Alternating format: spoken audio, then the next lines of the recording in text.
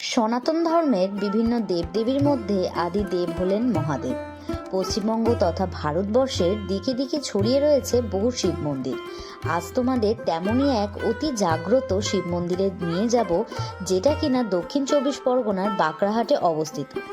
তো চলো ভিডিওটা তবে শুরু করা যাক। হর হর মহাদেব। গুড মর্নিং সকলকে। ব্লগিফাই মোড়ের নতুন আরেকটা ভিডিও নিয়ে তোমাদের কাছে চলে এসেছি। আজকের কিন্তু বাড়ি থেকেই ব্লগটা করছি। আজকের আমাদের কাছে একটা স্পেশাল ডে, আর যেটা হচ্ছে আজকে আমাদের 3rd অ্যানিভার্সারি। তো আজকের দিনটা আমরা শুরু করবো কিন্তু ভগবানের নাম নিয়ে। তো ভগবানের নাম নিয়ে শুরু করব। আর আজকে কিন্তু পৌঁছে যাবো আমরা অতি জাগ্রত বাবা বড় কাছারির মন্দিরে। সেখানে আমরা পুজো দেব, জল ঢালবো বাবার মাথায়। আর সম্পূর্ণ কিন্তু ইতিহাস, সম্পূর্ণ কিন্তু মন্দিরের তথ্য পেয়ে যাবে কিন্তু এই ভিডিওতে। তো অবশ্যই সাথে থাকো আর ভিডিওটা দেখতে থাকো। এবার তোমাদের বলে রাখি কিভাবে আসবে। ট্রেনে করে এলে তোমাদের শিয়ালদা স্টেশন থেকে সাউথ সেকশন থেকে বজবজ লোকাল ধরে চলে আসতে হবে বজবজে। সেখান থেকে অটো বা বাস যোগে চলে আসতে পারো বাঁকড়াহাট। আর বাসে করে এলে ডায়মন্ড হারবারগামী যে কোনো বাস ধরে নামবে আমতলা। সেখান থেকে অটো করে চলে আসবে বাঁকড়াহাট। আর এই বাঁকড়াহাট ঢোকার সাথে সাথেই তোমাদের চোখে পড়বে বাবা বড় কাছারির এই প্রকাণ্ড প্রবেশদ্বার।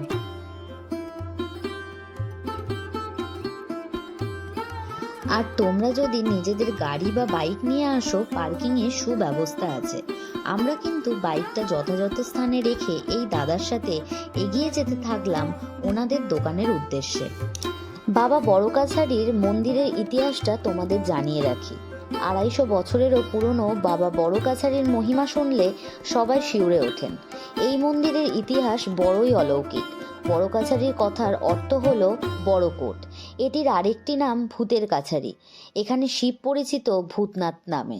মন্দিরটি অবস্থিত একটি বড় অশ্বত্থ গাছকে কেন্দ্র করে, আর গাছটির গোড়াতে রয়েছে একটি শিবলিঙ্গ। এই মন্দিরের ইতিহাস ঘিরে রয়েছে এক অলৌকিক রহস্য। জনশ্রুতি আছে বাংলার নবাব আলীবর্দী খানের শাসনকালের শেষ সময় অর্থাৎ 1755 সালের সময়কালে মারাঠা বর্গীরা আক্রমণ করেছিল বাংলা। তাদের উৎপাতের দৌরাত্ম্যে স্থানীয় গ্রামের লোকজন বাধ্য হয়ে কাছের একটি জঙ্গলে আশ্রয় নিয়েছিলেন। কিন্তু সেই জঙ্গলটি ছিল আদপে একটি শ্মশান। এই অঞ্চলটি গোবিন্দপুর সুতানাটির জমিদার সাবর্ণ রায়চৌধুরীদের যৌথ তালুকের মধ্যে ছিল। সেই সময় থেকেই শোনা যায় এই বড় কাছারির নাম। প্রচলিত আছে এই স্থানে স্বয়ং ভূতনাথ বিচার সভা বসাতেন। তখন থেকে স্থানটির নাম হয় ভূত কাছারি।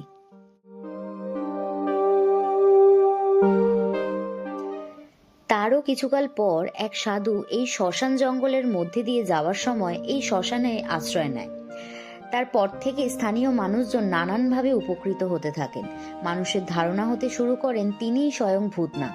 এরপর থেকে এই স্থানের প্রচুর উন্নতি হতে শুরু করে।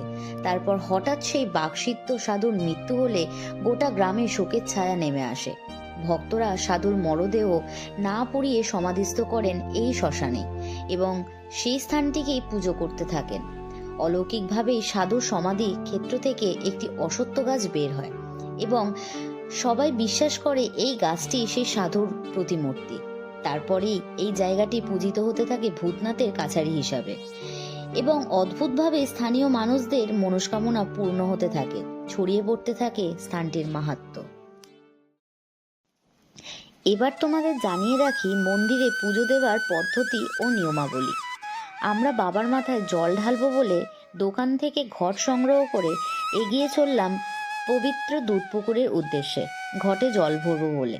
যেতে যেতে তোমাদের আর একটা কথা জানিয়ে রাখি, 78-এর বন্যাতে গ্রামটি রক্ষা পেলেও রক্ষা পায়নি কিন্তু এই অশ্বত্থ গাছটি। ভক্তদের ইচ্ছাতে পরে আবার সেই স্থানে অশ্বত্থ গাছ বসানো হয় এবং তাকে কেন্দ্র করে গড়ে ওঠে বেদি, যা বর্তমানে নির্মিত হয়েছে এক মন্দিরে। এই পুকুরে স্নান করে দণ্ডি কেটে পুজো দেন অনেকেই। বড় কাছারি মন্দিরের বিখ্যাত হল নিঃসন্তানদের সন্তান সুখের ইচ্ছা পূরণ করবার জন্য।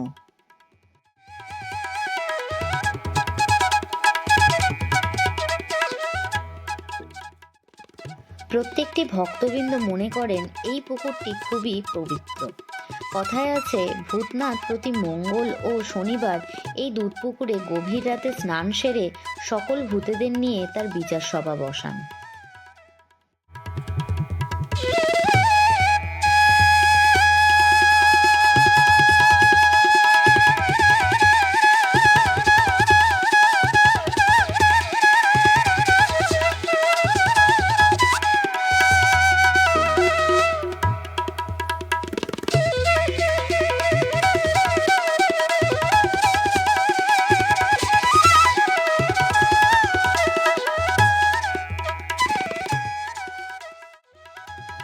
পুকুর থেকে উঠেই চোখে পড়বে সতী সাবিত্রীর মূর্তি, যেখানে সধবারা শাঁখা সিঁদুর পরিয়ে মনস্কামনা জানায়।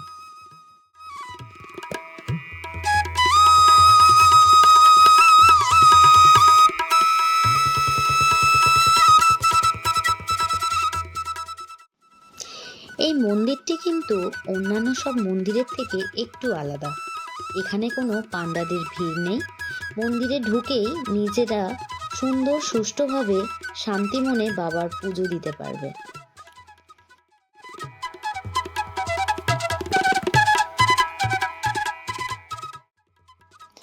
পুজো দেবার ডালার মূল্য শুরু হচ্ছে 21 টাকা থেকে। তোমরা কিন্তু তোমাদের পছন্দ মতো পুজোর ডালা সাজিয়ে নিতে পারো।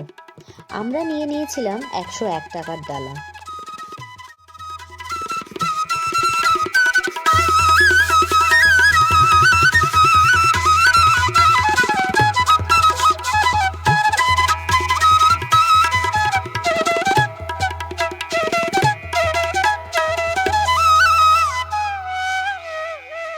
আমরা ডালা সাজিয়ে ও জল ভরা ঘট নিয়ে পুরো মন্দিরটিকে 3 বার প্রদক্ষিণ করে প্রবেশ করলাম মন্দিরের ভিতরে। তারপর নিজের হাতেই বাবার কাছে পুজো অর্পণ করলাম। মন্দিরের ভিতরে কিন্তু সম্পূর্ণভাবে ভিডিওগ্রাফি ও ফটোগ্রাফি নিষিদ্ধ।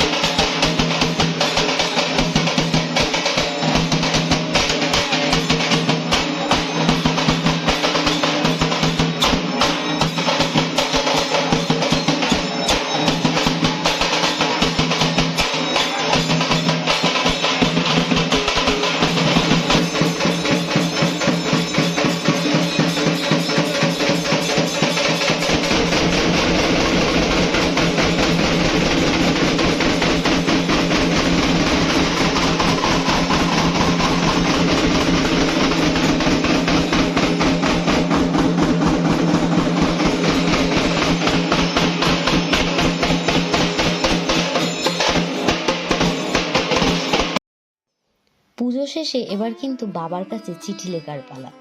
10 টাকার বিনিময়ে বাবার কাছে চিঠি লিখে আসতে পারো মনস্কামনা জানিয়ে। বাবা কিন্তু কাউকে নিরাশ করেন না।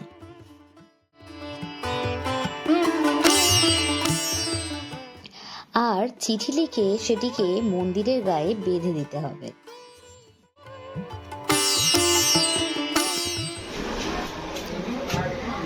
আমরা কিন্তু এই দাদার দোকান থেকেই কিন্তু ডালা নিয়ে পুজো দিলাম। এই দাদাদের দোকান কিন্তু মন্দিরের ভিতরের আগের আসারও ওইখানে আমরা বাইকটাকে পার্ক করেছি। দাদার ভেতরেও একটা দোকান আছে, এখান থেকে আমরা ডালা নিলাম। ডালা নিয়ে এখন পুজো দিয়ে দিয়েছি, এখন হিসাব নিকাশ হচ্ছে। তো তো দাদা তুমি বলে দাও তোমার দোকান থেকে কিভাবে নিয়ে যাবে লোকে ডালা আর বাবার পুজো দেবে, সমস্ত কিছু তুমি ইনফরমেশন দিয়ে দাও। একদম নমস্কার, দোকানের আমার পাশে। নাম হচ্ছে অর্ঘদে। আমার দোকানের নাম প্রসাদ ভান্ডার। আমাদের মন্দিরের পাশেই দোকান, আর আমাদের সামনে পার্কিং আছে, গাড়ি রাখারও জায়গা আছে।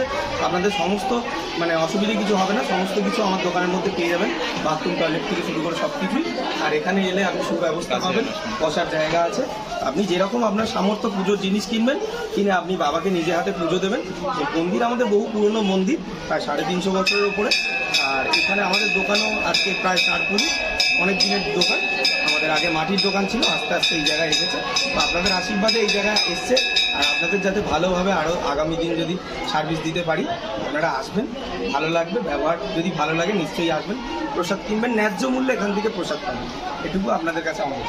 এই যে মন্দিরটাকে দেখিয়ে দাও। মন্দির, এই হলো মন্দির, একদম সামনেই মন্দির, একদম মন্দিরের পাশেই হচ্ছে এই দাদাদের দোকান। তোমরা দেখিয়ে নিলে সমস্ত কিছু। ভেতরে কিন্তু সুন্দরভাবে বসার ব্যবস্থাও রয়েছে, এখানে সবাই কিন্তু বসেও আছে।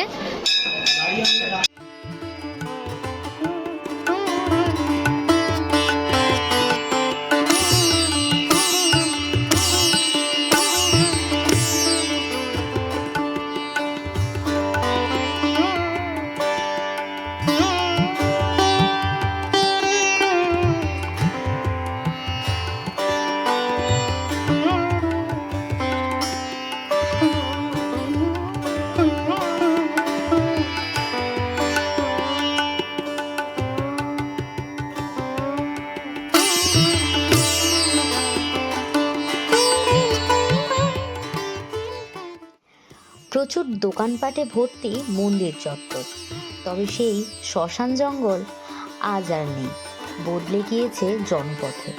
কিন্তু বদলায়নি সেই বাবার প্রতিরূপ অশ্বত্থ গাছ।